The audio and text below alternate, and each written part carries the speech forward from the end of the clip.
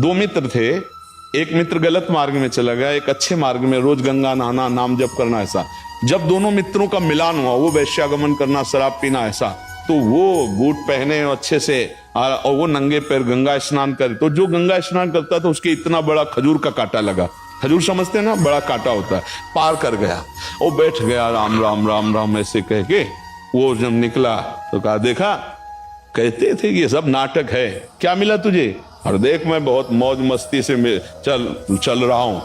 और आगे चला तो एक धूल में, ऐसे ऊंची धूल थी, ऐसे लात लगा, उसमें देखा हीरा। लौट के आया, देख बोल तेरे कांटा लगा, मुझे थैली मिली हीरे की। उसको लगा यार वास्तविक सब नाटक है, क्योंकि मैंने देखा है वैश्यागमन करता है, शराब पीता है, इसको थैली मिली हीरे की, और भजन करता हूं, राम राम बोलता हूं, गंगा नहाता हूं, खजूर का कांटा लगा। तो जब किसी भक्त को संशय होता तो भगवान किसी न किसी रूप में आके संशय निवारण करते। तो एक वृद्ध के रूप में भगवान आया, बोले अरे बेटा कांटा लग गया क्या? भगवान की बड़ी कृपा आपके ऊपर है।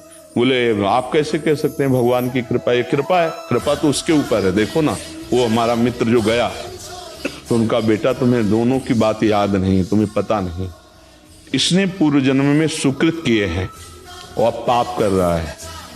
ये आजीवन चक्रवर्ती सम्राट के पद का भोग करता, न बैठता तो भी वैभव होता। इसके पाप कर्म से सारे पुण्य क्षीण होते चले गए। अब ये जितनी असरफी और इसको मिली हैं, ये जहां इनको भोग लेगा, इसका पुण्य खत्म होगा, इसकी दुर्गति शुरू हो जाएगी। और तुमने जो पाप किए हैं सब गंगा स्नान से नष्ट हो गए। तुमको इसी क्षण सूली की सजा राजा के यहां मिलनी थी, तो खजूर के कांटे से निपट गई।